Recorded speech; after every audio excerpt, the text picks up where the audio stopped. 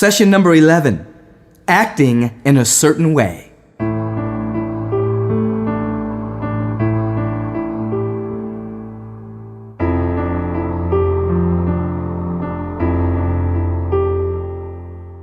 It's important that we act in a certain way. This does not mean being a fraud. It's not being a fake.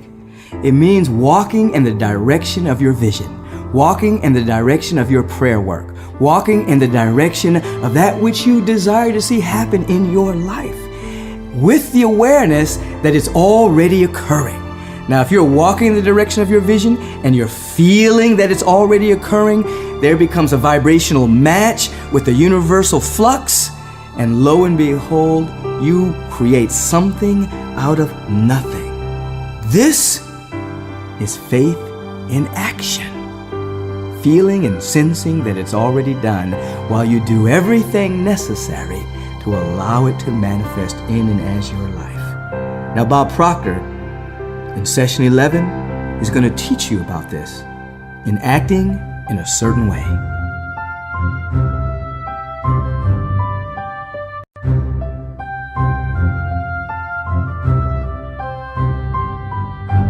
Your thoughts cause your feelings. Your feelings cause your actions, and your actions bring about a reaction. It is the action-reaction that alters the conditions, the circumstance, and the environment in your life. Add them together, and that's results. If you want to change your results, you must change your thinking. Do you know that we are the only creature on the planet, so far as we know, that has the ability to think? Thinking is what separates us from all of the rest of the animal kingdom. Thought is the impelling force which causes the creative power to act. Thinking in the certain way will bring riches to you, but you must not rely upon thought alone, paying no attention to personal action. That is the rock upon which many otherwise scientific metaphysical thinkers meet shipwreck. The failure to connect thought with personal action. We have not yet reached the stage of development in which a person can create directly from the formless substance without nature's processes or the work of the human hands. A person must act as well as think. By thought, you can cause the gold in the hearts of the mountains to be impelled toward you, but it will not mine itself, refine itself, coin itself, and come rolling along the roads into your pocket. Under the impelling force of the supreme power, people's affairs will be so ordered that someone will be led to mine the gold for you, and another person's business transactions will be so directed that the gold will be brought toward you. You must arrange your own business affairs so that you are able to receive it when it comes to you. Your thought makes all things, animate and inanimate, work to bring you what you want. However, your personal activity must be such that you can rightly receive what you want when it reaches you. You are not to take it as charity or steal it. You must give every person more in use value than he gives you in cash value. The scientific use of thought consists in forming a clear and distinct mental image of what you want, in holding fast to your purpose to get what you want, and in realizing with grateful faith that you do get what you want. Do not try to project your thought in any mysterious or occult way with the idea of having it go out and do things for you. That is wasted effort and will weaken your power to think with sanity. In the preceding sessions, I fully explained the action of thought in getting rich. You must use your faith and purpose to positively impress your vision upon formless substance, which has the same desire for more life that you have. And this vision, received from you, sets all the creative forces at work in and through the regular channels of action, but directed toward you. It's not your part to guide or supervise the creative process. All you have to do with that is to retain your vision, stick to your purpose, and maintain your faith and gratitude. And the gratitude is the key. Gratitude is faith in action. And that's what we're talking about here. We're talking about action, acting in a certain way. But you must act in the certain way so that you can appropriate what is yours when it comes to you, so that you can accept the things in your picture and put them in their proper places. You can readily see the truth of this. When things reach you, they will be in the hands of other people who will ask an equivalent for them. You can only get what is yours by giving the other person what is his. Your pocketbook will not become bottomless. It will not always be full of money without effort on your part.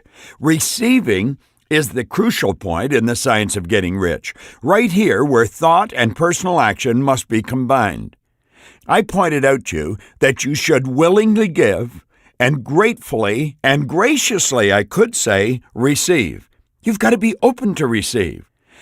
There are many people who, consciously or unconsciously, set the creative forces in action by the strength and persistence of their desires. However, they remain poor because they do not provide for the reception of the thing they want when it comes. By thought, the thing you want is brought to you. By action, you receive it. Whatever your action is to be, it is evident that you must act now. And that is the key, now. Not in the future, not in the past, now. You cannot act in the past. It is essential to the clearness of your mental vision that you dismiss the past from your mind. You cannot act in the future because the future is not here yet. And you cannot tell how you will act in any future contingency until that contingency has arrived. Because you are not in the right business or the right environment now, do not think that you must postpone action until you get into the right business or environment. And do not spend time in the present planning the best course in possible future contingencies. Have faith in your ability to meet any emergency when it arrives. If you act in the present with your mind on the future, your present action will be with a divided mind and will not be effective. Put your whole mind into present action. I was talking to John Wystrom, the gentleman that's producing this, about Rhonda Byrne's film. And we were talking about the perfection of the editing, how everything was brought together. And he said she must have taken a long time, and I said she was actually guided to do it. Her intuitive factor told her when to cut, when to put in, and what not to put in.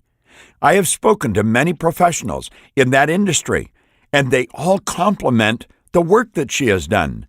The secret is a perfect film, because she did perfect action when she was doing it. Waddles went on to say, you do not give your creative impulse to the original substance and then sit down and wait for results. If you do, you'll never get them. Act now. There is never any time but now, and there never will be any time but now. If you are ever to begin to make ready for the reception of what you want, you must begin now. For years, I have used a sand timer, an hourglass, to illustrate a point. I point out that the sand in the top of the glass represents the future. The sand in the bottom of the glass represents the past. And then I cover the sand in the top of the glass, and I point out you don't know how much sand you have in the top of the glass. And I point to the center, and I say all you ever have is what's here right now, and the now keeps moving. Your actions must be in your present business or employment and must be upon the persons and things in your present environment. You cannot act where you are not. You cannot act where you have been. And you cannot act where you are going to be. You can only act where you are. Now think about this. This is so obvious. And you'll say, yes, that's true. And it is true. Well, why do we spend so much time when we're doing something letting our mind drift into the past? Why, when we're focused on something, do we permit our mind to drift off into the future? Do not dwell on whether yesterday's work was well or poorly done. Do today's work well. Do you know, Robert Russell was asked one time how you become great. He said, there's no secret to become great at anything. He said, do little things in a great way every day. Waddles goes on to say, do not try to do tomorrow's work now. There'll be plenty of time to do that when tomorrow comes. Do not try by occult or mystical means to act on people or things that are out of your reach. Do not wait for a change of environment before you act. Cause a change of environment through your actions. You can act upon your present environment so as to cause yourself to be transferred to a better environment. That's the only way to move ahead. You've got to outgrow where you are. Hold with faith and purpose the vision of yourself in the better environment. But act upon your present environment with all your heart and with all your strength and with all your mind. Do not spend any time in daydreaming or castle building. Hold to the one vision of what you want and act now. Do not cast about seeking some new thing to do or some strange, unusual, or remarkable action to perform as a first step toward getting rich. For some time to come, your actions will probably be the same as those you have been performing. But now you will perform those actions in the certain way, which will surely make you rich. It's not just what you do, it's the thought vibration that you send with it. If you're engaged in some business and feel that it is not the right one for you, do not wait until you get into the right business before you begin to act. Do not feel discouraged or sit down and lament because you are in the wrong place. No person was ever so misplaced that he could not find the right place, and no person was ever so involved in the wrong business that he could not get into the right business. I had a great teacher one time tell me that you're always in the right place for the right reason at the right time. Now, we've discussed that. Everything that has happened, is happening, and is going to happen to you is absolutely essential to make you who you're going to become. And everything that has happened and is happening is essential to make you who you are. And that's preparing you for something big, something bigger than you're now involved in, and you do not know what it is.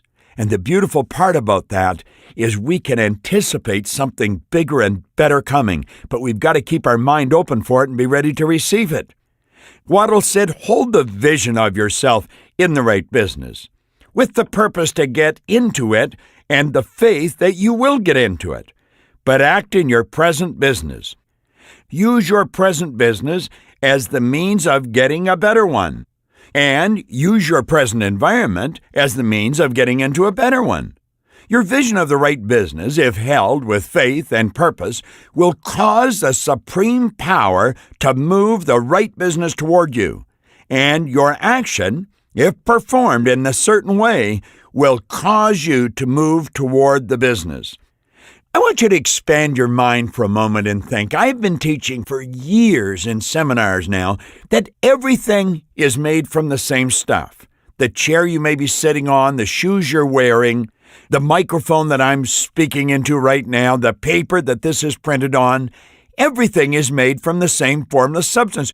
Remember I was talking about the glass and the water and my hand holding the glass? The hand, the glass, the water. It's all energy. It can all be reduced to a non-physical level. Now, understanding that, and then understanding that absolutely nothing is created or destroyed, then we'll start to grasp that everything's already here.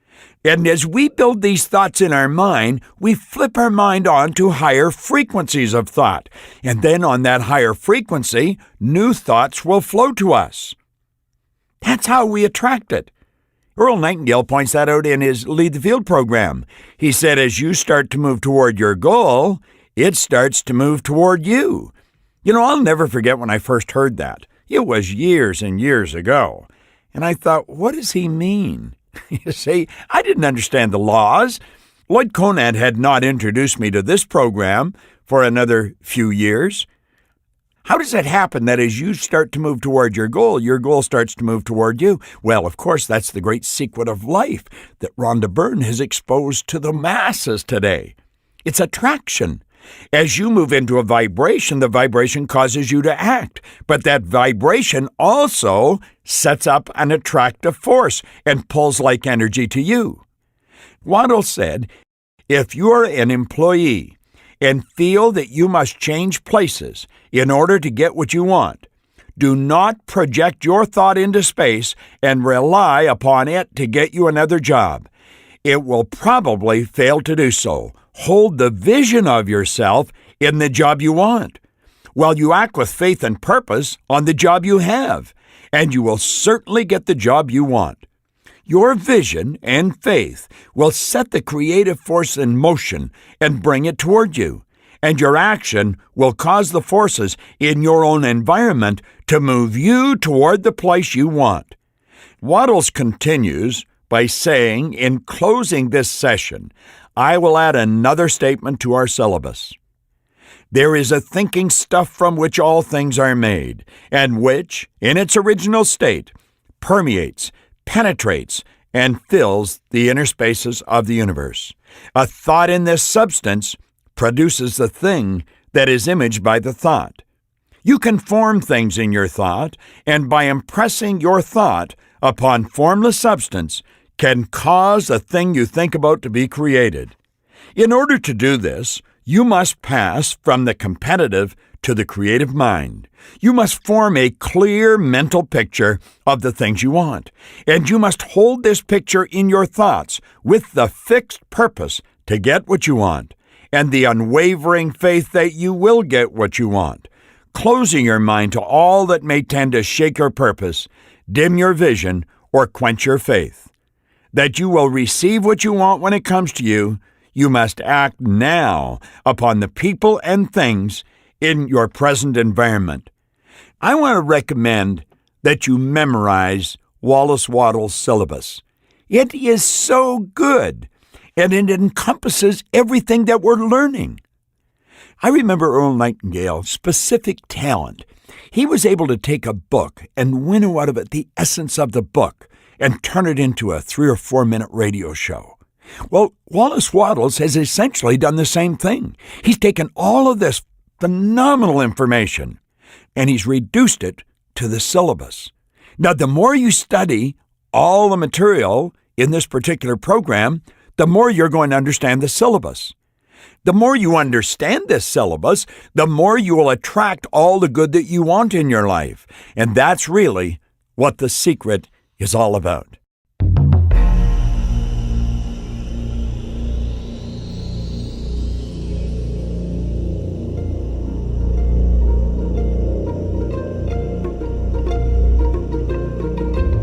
Let's take a look at the questions that come along with this particular session. They're pretty good. Number 1, why are you not able to get rich by thought without personal action? I think you know that you're not going to be able to, but why aren't you able to? Number 2, what must you do if you are in the wrong business or location? That's a good question. Most people don't know the answer to that. What must you do if you are in the wrong business or location? And finally, number 3, how should an employee proceed to get a better job? It's in this session. Don't just guess at it, know it.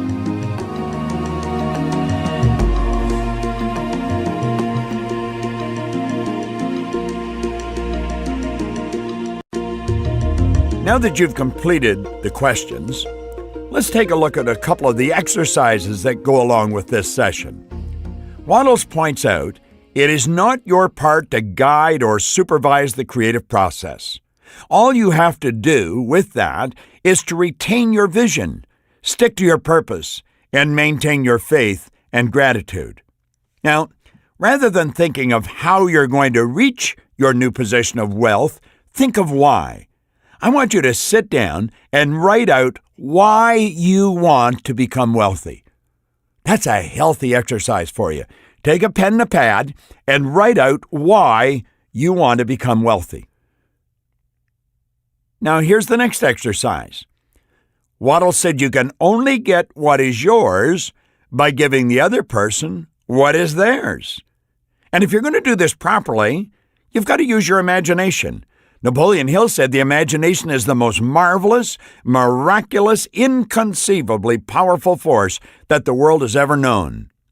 He said, I will induce others to serve me because of my willingness to serve others. Use that as an affirmation. Repeat that with me right now. This is right out of Think and Grow Rich. I will induce others to serve me because of my willingness to serve others. Now, through the use of your imagination, create 2 ways you will improve your service to others. Napoleon Hill also mentioned that we should develop our intelligent objectivity. We want to stand back and look at what we're doing as a stranger might. Do you know, we do this all the time. If you go into a restaurant and the service just isn't fast enough, we'd say, boy, if I owned this place. Well, you do own your place. Let's look at what you're doing as a stranger might. I play with this exercise all the time myself. If you go back to the section where I talked about multiple sources of income, I suggested that you might write a book, and the book can be out serving thousands of people while you're doing whatever you're doing. There's one way to provide more service. Now you think of another one. This is Bob Proctor. Thank you.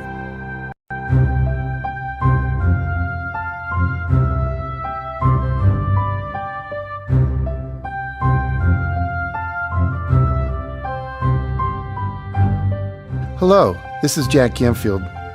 Have you ever met a person who's just plain puzzled?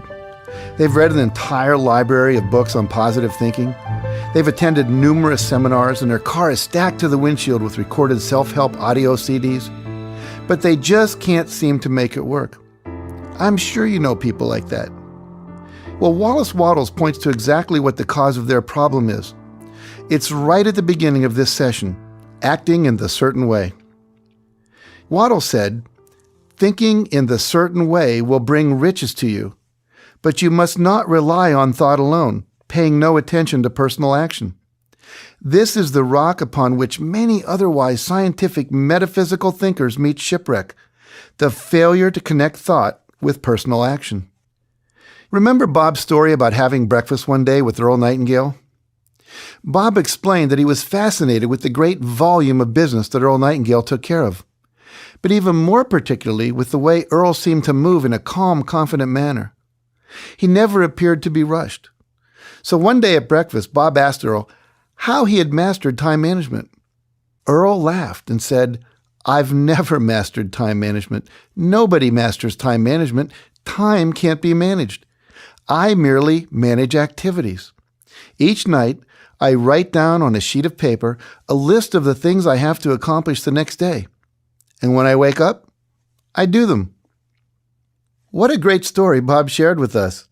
While it seems like such a ridiculously simple solution, Earl Nightingale was demonstrating the very key to this session. He had learned how to connect powerful thought with powerful personal action. As you're watching the movie The Secret, you must remember that while various speakers are talking about the law of attraction, what always precedes that attraction is action. Without action, there is no attraction. In fact, look at the last 6 letters in the word attraction. They're A-C-T-I-O-N. And what does that spell? Action. Make a decision right now that you will put your list together and that you will act on the list, and only what's on the list the next day. This is the same decision and action I've taken that has helped me earn millions of dollars and has taken me to where I am today. And here's another important point about writing out your list the night before. When you do, your subconscious mind has all night to work on figuring out the best way to make it happen. That's 6 to 8 hours of powerful subconscious problem solving. And guess what? You're also working with the law of attraction in another powerful way. By creating the intention of what you want to accomplish the next day, you're sending out a group email to all the other people involved in your activities on what my friend Bob Scheinfeld calls the internet. Think about it. Every thought you think sends out a wave. And we now have research out there that now proves your thoughts send out waves of energy that can travel as far as 250,000 miles. How do we know that? They take astronauts in outer space and they have them open envelopes at various times that are recorded and predicted. And they have at the same time students down at Duke University close their eyes and they try to pick up what the astronaut is seeing in the envelope. Each of the envelopes contains a different figure. It might be a square, a circle, or a triangle. And they have an uncannily high resolution of these students picking up the exact same image that the astronaut is projecting. So we know that your thoughts can travel all the way around the world. So not only are you affecting other people with those thoughts, drawing them to you so your day will go more easily the way you want, but you're also asking infinite intelligence to orchestrate things for you, to make it all flow easily and effortlessly.